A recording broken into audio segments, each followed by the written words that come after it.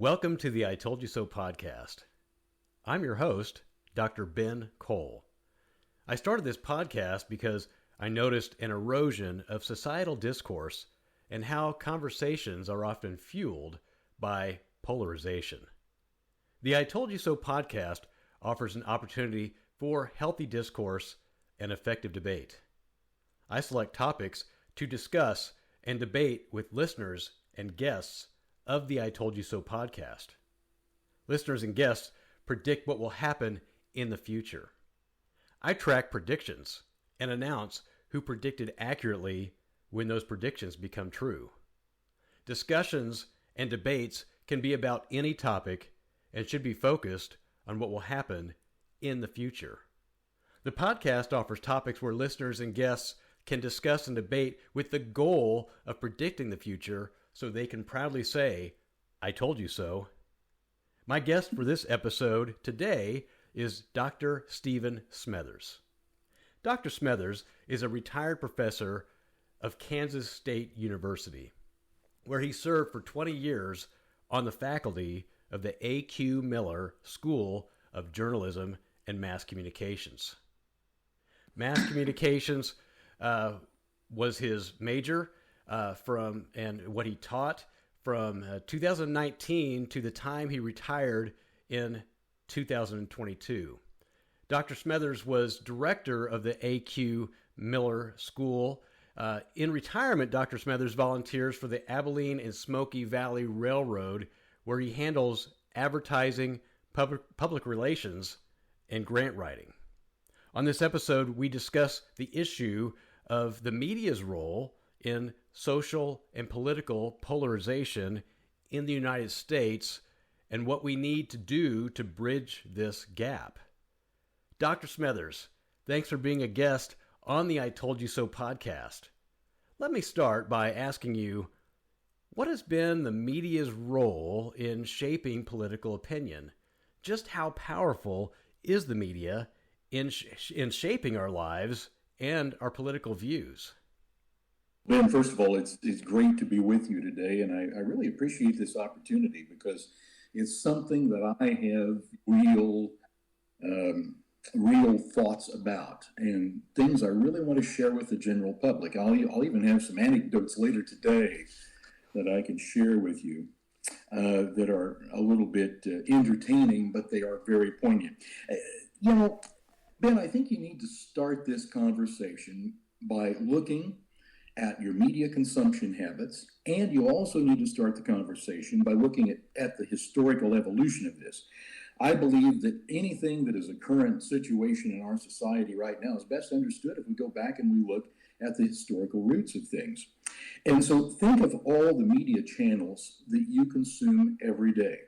I mean, there's a lot of them. We tell our students that they are exposed to as many as 3,000 advertising messages daily. We also like to tell people that anything that they read, anything that they listen to is going to have some kind of an impact on them. And so right there, we know that media plays a very persuasive role, that it's very, very good at getting points across and mobilizing people and so many other things that we'll talk about today. Historically, first of all, let's talk about one thing when we talk about media and news coverage. The American media system, it's not anywhere in the U.S. Constitution at all, but it is considered to be the fourth estate of government because American media has a watchdog function to keep an eye on government or other powerful elements in society that are bad for society as a whole if they aren't used correctly. And so media has played this traditional role for really our entire existence. And one of the things we have going on in our society today is traditional media are still trying to play that role, but we have all these other sources of opinion out there that we'll talk about today. I want to go back to the founding of the state of Kansas and the town of Manhattan. You know, Kansas was founded by people who were very zealous about one thing, and that was slavery. And there was such a drive to make Kansas this this economically developed area. There was a drive to make Kansas the epitome of idealism. And they wanted to be able to show that they could build a state without using slave labor to do so. And so, as people moved here, as people moved down the Kansas River and struck the sandbar out at the river, out down south of Dick Edwards Ford, and as they kind of realized, oh, hey, this is a good place to settle. The second people to come along, of course, were the people from New York who insisted that the town be called Manhattan. But there were people there who were educators, and they built Bluemont College. And if you're trying to build an educational institution that's going to be relevant to the founding of a state, you're going to, first of all, look at the state's potential economy. They taught home economics, they taught agriculture, but they also taught a curriculum in printing that later came over to K-State and led to the founding of the long history of journalism education at K-State. But printing in Bluemont College in 1858, if you're going to be fighting slavery, you have to have pamphlets, you have to have publications that you're going to distribute throughout the population, right? So we know right there the assumption that media is going to be the way to help build this society in Kansas that is against slavery. And so I think as things spread throughout the state of Kansas, we also saw newspapers that came into being. And here in Manhattan in 1856, the town company here, the people who decided to name this after Manhattan, New York, offered a guy in Wyandotte County $1,500. By today's estimate, that's a heck of a lot more money, right? But $1,500 to come to Manhattan and start a newspaper. It was called the Kansas Express. But now, think of this. As newspapers came into being, they had two primary goals outside of informing local citizens and trying to keep communities together. The first one was economic development, and the second one was to fight slavery, or some newspapers were established to try to make Kansas a slave state as well. And so as you look at the names of some of the newspapers that we've had here in Manhattan that all evolved from the Kansas Express, that was the name of the newspaper, it became the Kansas Independent, then it became the Kansas Standard, and then it became the Nationalist. Now, over across town in 1866, a newspaper was started called the Kansas Radical.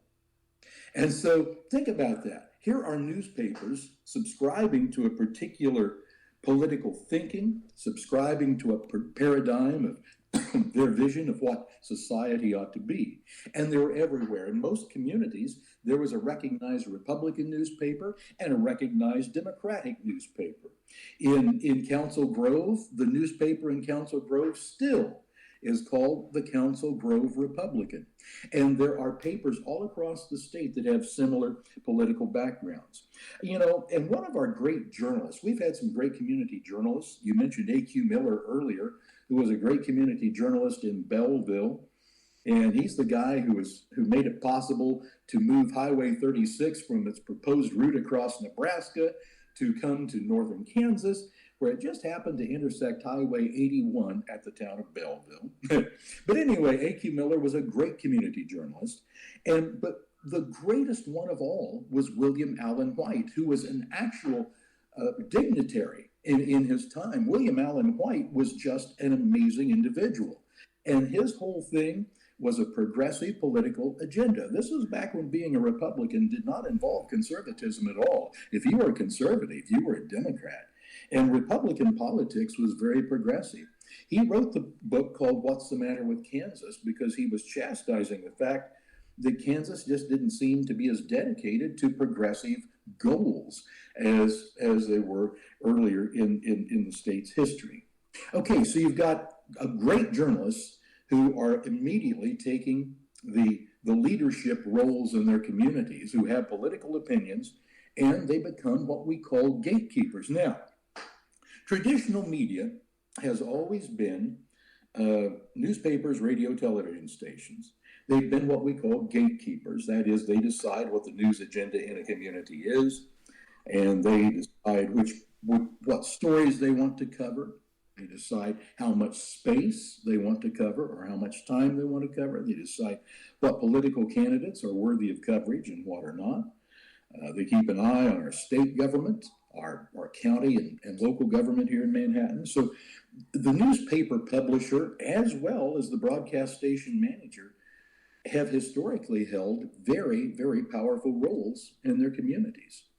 And their opinions were confined to the editorial pages, but most newspapers in Kansas have had very, very active editorial pages. We still have that with the Manhattan Mercury here in town. And you'll still see editorials in a lot of the newspapers in the state. So as newspapers have always been opinion leaders, and they have been relied upon to do so much in communities and help shaping opinion. Well, what changed? They still do that, the ones who are serious about it. The Seton family here in town is still dedicated to a strong daily newspaper and strong radio stations in town. But we don't have that everywhere. I mean, there have been financial hardships that have forced a lot of newspapers out of business. We still find newspapers are doing fairly well in smaller communities, but in larger areas where there's a lot of crosstown competition, newspapers have a real problem. So there are fewer papers today. We have what we now call the problem of news deserts, where there just isn't enough local media to help fill in the gaps of what local news is. FM radio killed the AM radio audience in the 1980s, when all of a sudden Congress mandated that FM radio be put in cars. And all of a sudden, AM radio, which had an unchallengeable position in the broadcasting business, lost its audience. And so broadcasters did the cheap thing. They just slapped on network programming. And that, of course, has killed AM radio's audience even more, so that AM radio is really just a shadow of its former self. We have big corporations taking over TV stations. And if those big corporations are willing to fund good news departments, that's wonderful. But if they don't want to fund good news departments, or if they want to get by as cheaply as possible, then that's bad. So many stations carry news only because news is a saleable local product. I can still go out and sell spots in a newscast. And so that still keeps news on the air, but the quality of that news diminishes as we cut back on reporting staffs and things like that. And one of the things probably that led to the problem we're talking about today was in 1980, when the Reagan administration started deregulating broadcasting, and stations were no longer required to run news. They were no longer required to balance the coverage of news issues. There is still a fairness doctrine that covers political time, but stations don't have to cover problems, needs, and issues in their local community anymore. They can just be music machines, and that really has led to a demise in broadcasting. I think most people would agree. So when we look at what has happened, we've set the stage for what's coming, right? Which is going to be the day and age when media becomes personal. That kind of leads us to our second topic. So, very, very good thoughts. Really appreciate the history and the historical perspective that you provide.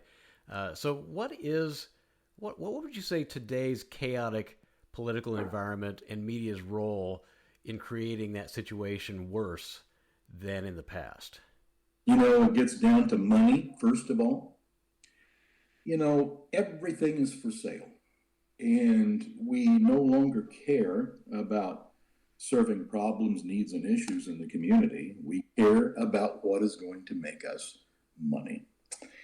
And so we've almost used divisive political opinion as a saleable product. In fact, it happened in 1996 when Rupert Murdoch came to the United States and said that there needed to be a voice for conservatives in America, and so he launched the Fox News channel.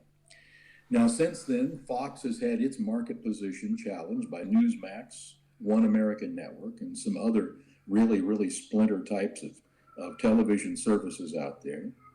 And as media channels have declined, we have seen the gap being filled with some of these political channels, and they're not all conservative. I think you would have to say that MSNBC, for example, is a conservative or a liberal approach, or at least a moderate approach to covering news.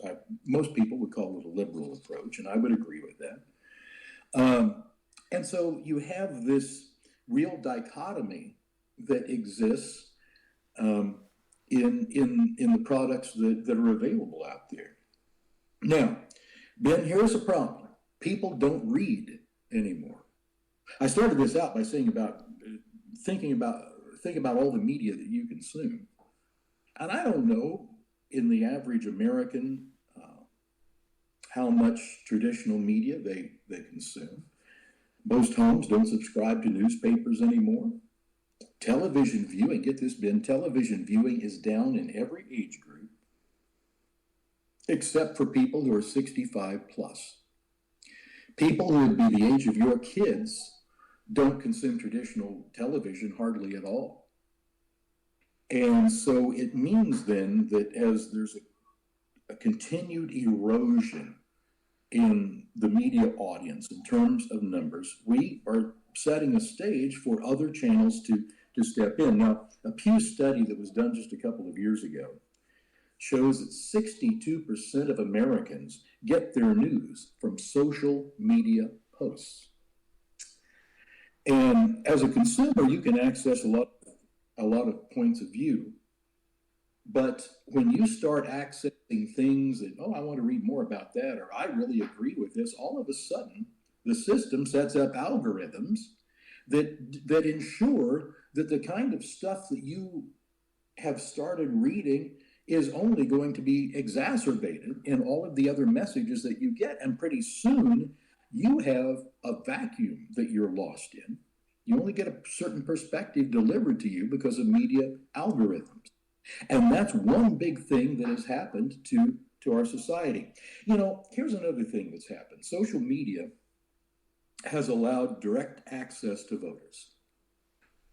Donald Trump has used this brilliantly to be able to reach out and get his viewpoints out in the public limelight. Because what happens? Well, other people will pick up what Trump has had to say, and all of a sudden it gets magnified in the traditional media channels as well. I can't imagine anything tougher than being an image handler and a political consultant for a candidate in this day and age, when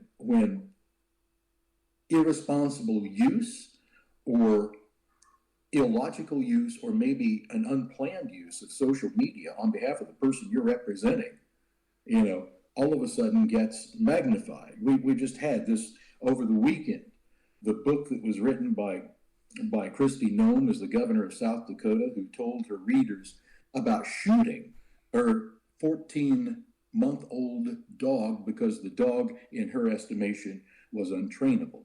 And the flames that erupted over the weekend about Kristi Noem, people saying, well, she's done in American politics now.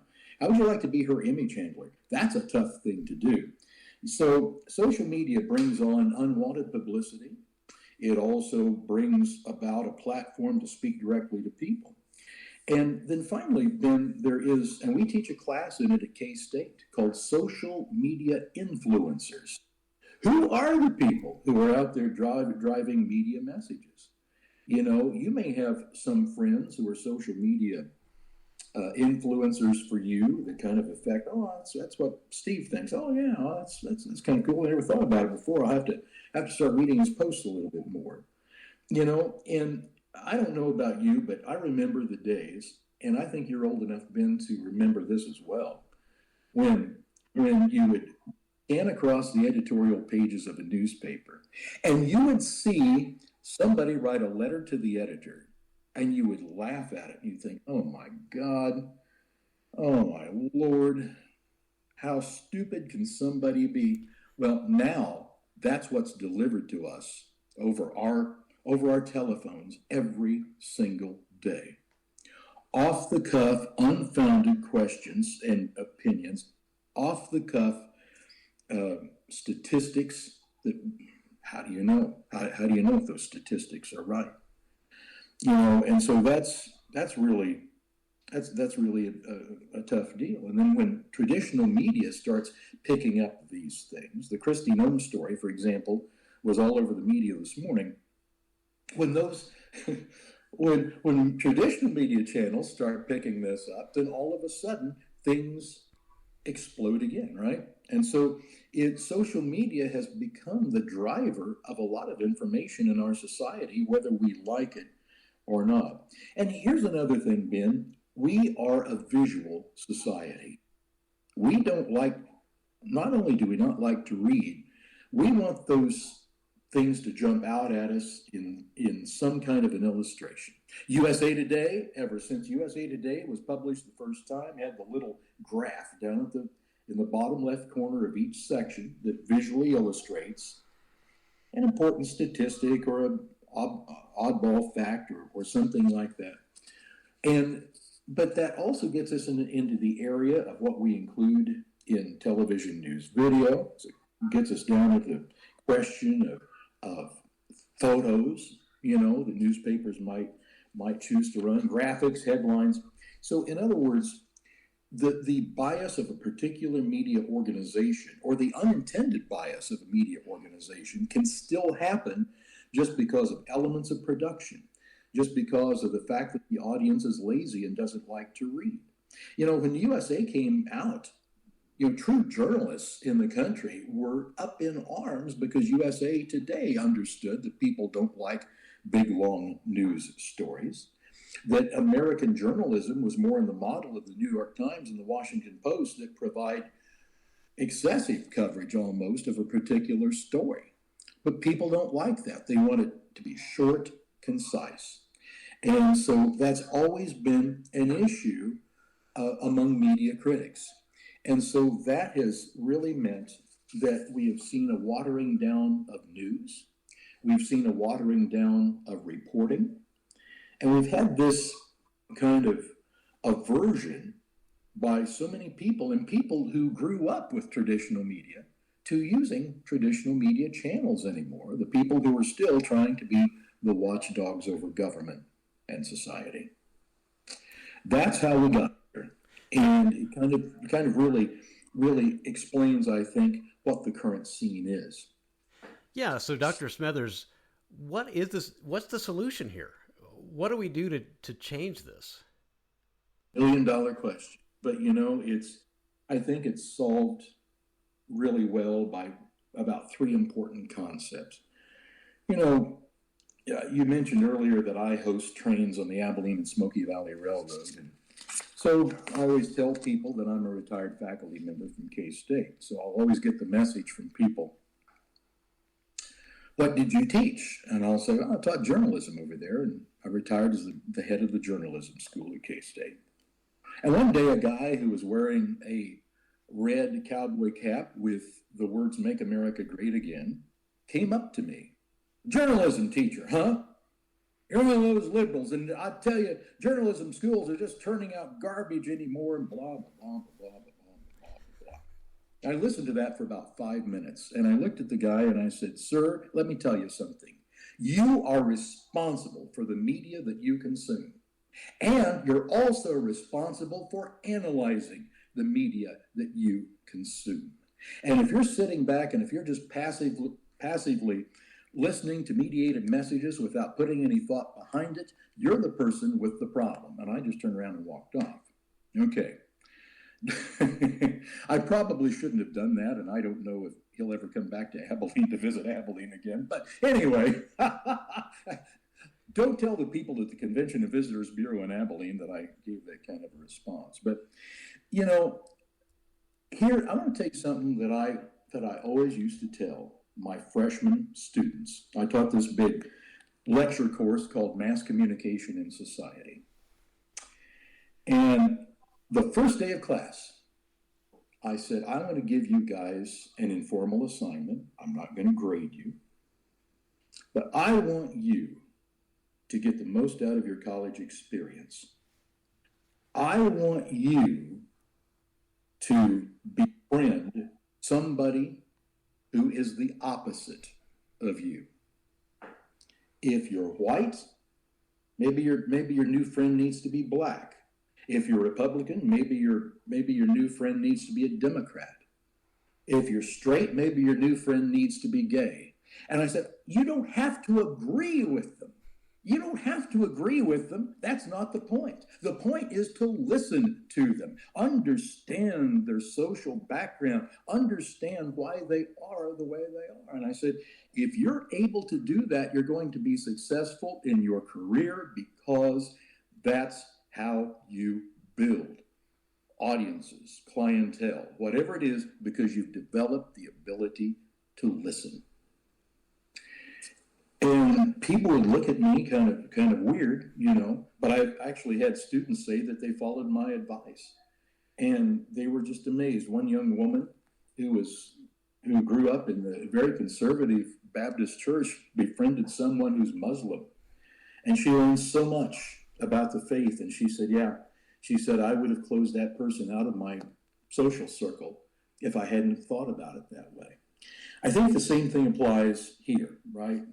When we're talking about people who in the community who we know we don't agree with, make some effort to befriend them and just sit down and talk to them and listen, because their viewpoint may not be right, but at least you understand where they're coming from. And that's the problem, because we've used labels so much. Rush Limbaugh taught us to use labels in society.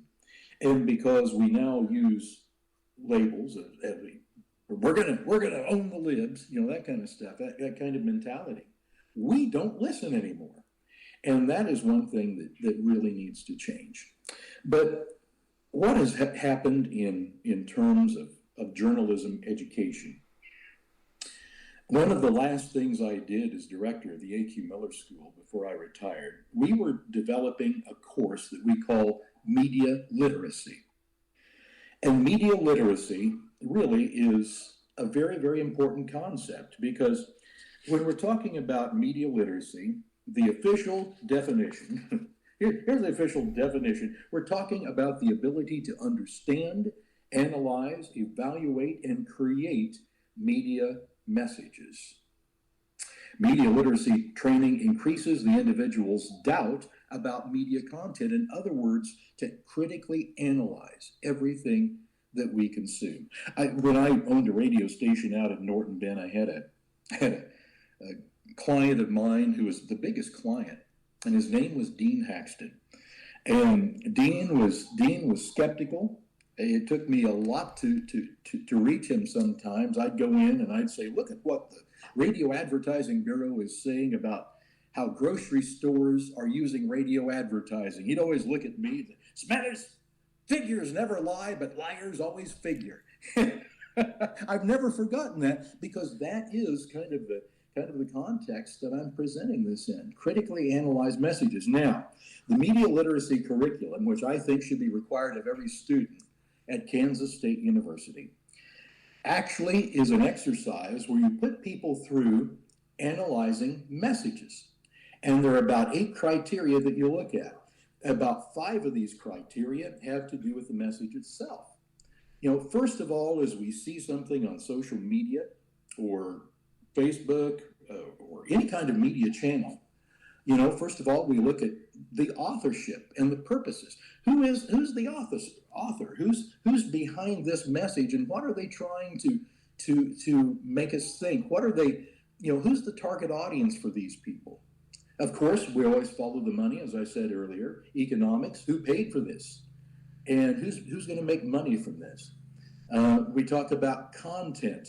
Okay, so the messages are about what? When you hear a message and you really try to analyze it and tell somebody else what you read on Facebook this morning, what in 1 or 2 words was the message about? Sometimes that's difficult to do. and what kinds of values and ideas are being implied, and what is left out that might be important to know.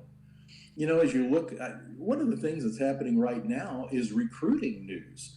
As K-State recruits basketball players for Jerome Tang's team next year, we have all these people coming in, we have all these people leaving, and the big question everybody wants to know is, why in the world would Day Ames leave Kansas State University? He had such a great year this past year. Well, yeah, what is the why behind all of this? So the content of the message really is important. We look at the techniques. Have they used a lot of graphics to communicate the message? What are the triggers inside of the message?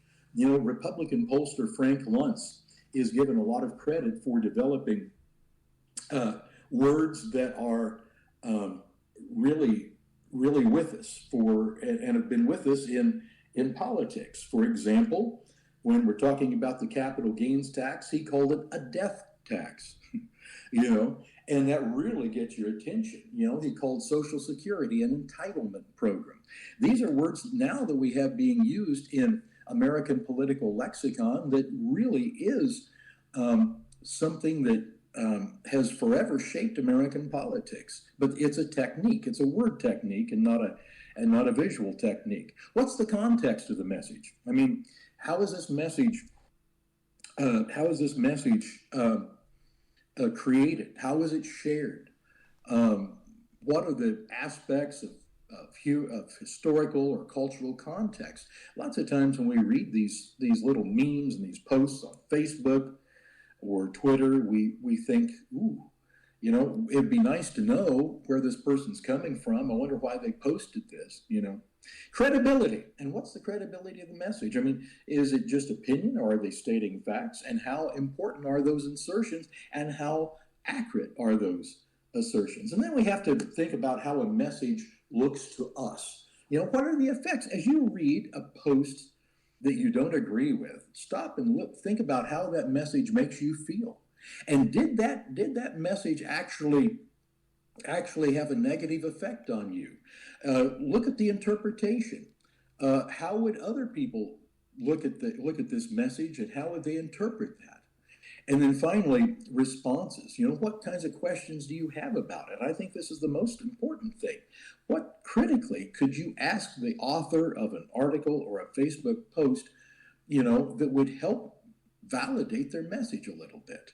And so you have to follow this up with a lot of critical thinking. Now, here's my beef about education. It is the fact that we are taking critical thinking out of primary, secondary, and college education. That just like everything else, we are trying to package things and present them to people in short, condensed forms. And that, to me, is wrong. And kids need to be challenged to have a critical message that they ask about everything, and I think that's really important. But there's another thing that I think is equally important. We do it at K-State, and most accredited journalism schools do this. We teach data journalism. That is, it's the thing that our reporters hate. Students who are going to be news hounds really hate the idea that they need to be able to go in and know how to interpret opinion polls. We've got a lot of opinion polls that are flying at us right now that mean absolutely nothing, because it's still early and people don't have opinions about this election. And only the people who are most politically active are the ones who seem to be the ones who are making their opinions known in these political polls. And what's the margin of error? What were the questions that were asked? All of that is really important, and we teach students about this. It's essentially adding science to the art of reporting. But if we're going to be dealing with data, whether we are in the persuasive part of the media business, a la selling advertising or doing public relations campaigns, or if we're going to be news hounds, we need to know how to look at a set of numbers and make sure that those numbers are valid. And too many times, really bad science, really bad data is being picked up and run in news stories. Finally, there was a time, Ben, when you had to pass a civics test in order to graduate from high school. And we don't teach government anymore. And, when government was being taught in high schools and grade schools, lots of times it was being taught by some football coach who couldn't get certified to teach anything else, right? They were teaching history and they were teaching government. Oh, my. And to me, it's the most important thing that we can be teaching. Because adding to all of these things that we've talked about this morning, Ben, is the companion problem that people don't understand their government. And we're talking about people who are really higher levels of society. They don't know anything about government. They get their legislature confused with the U.S. Congress. They have absolutely no idea who the vice president is. They have no idea who the cabinet officials are. We have people walking the streets out there who don't know who represents Kansas in the United States Senate or in the House of Representatives in Washington. Ben, this is important information.